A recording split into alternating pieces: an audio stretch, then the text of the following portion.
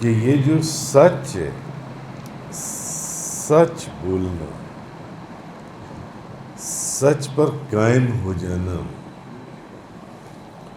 بھلے آگے سے جتنا مرضی نقصان ہو جائے۔ آج تو لوگ کاروباری سودے کرتے ہیں 10 جھوٹ بول کر،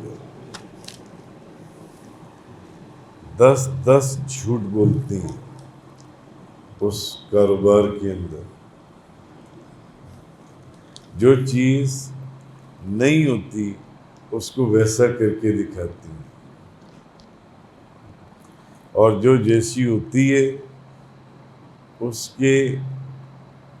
کی تعریف میں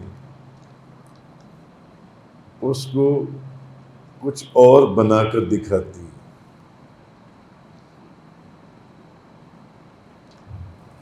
مگر وہ بھی تو بزرگ تھے۔ امام ابن سیرین کی بات اچانک میرے ذہن میں آ گئی۔ بہت بڑے مفسر قرآن اور بہت بڑے محدث اور بہت بڑے اللہ کے ولی،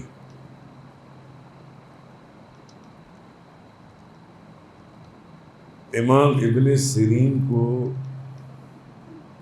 ایک سودے کے اندر 80,000 درہم بچ رہے تھے۔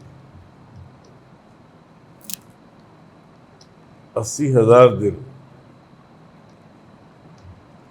اب ایک درہم کتنے کا ہوگا؟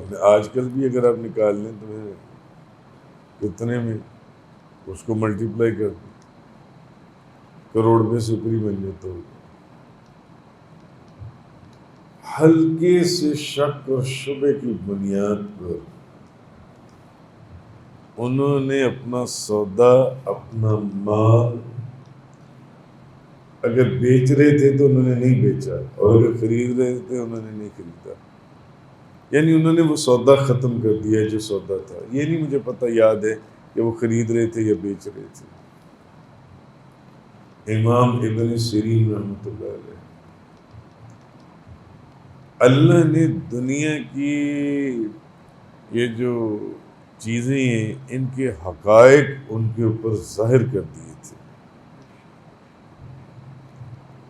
اور وہ جو خواب کی تعبیر بتاتے تھے عجیب و غریب تعبیر بتاتے تھے۔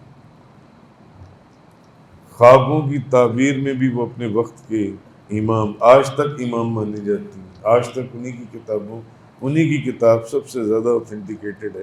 آپ جب خوابوں کی تعبیر کو دیکھتے ہیں، میں نے الحمدللہ ان کے بھی مزار پر حاضری دی ہے۔ جہاں کی کھجور دنیا میں سب سے زیادہ مشہور ہے، فیمس اور مہنگی کھجور ہے، بصرہ۔ خواجہ حسن بصری کے مزار کے ساتھ ہی ان کا مزار ہے۔ سچ یہ چیز ہے، کتنا بڑا نقصان جس میں ذرا سا شک تھا، مگر سچ پر قائم رہنے کے لیے انہوں نے سودے کو چھوڑ دیا۔ امام اعظم ابو حنیفہ، آپ جب کوئی ان کی دکان پر آتا تھا تو اپنی چیز کی تعریف کرنے کی بجائے اس کی برائیاں پہلے بیان کرتے تھے۔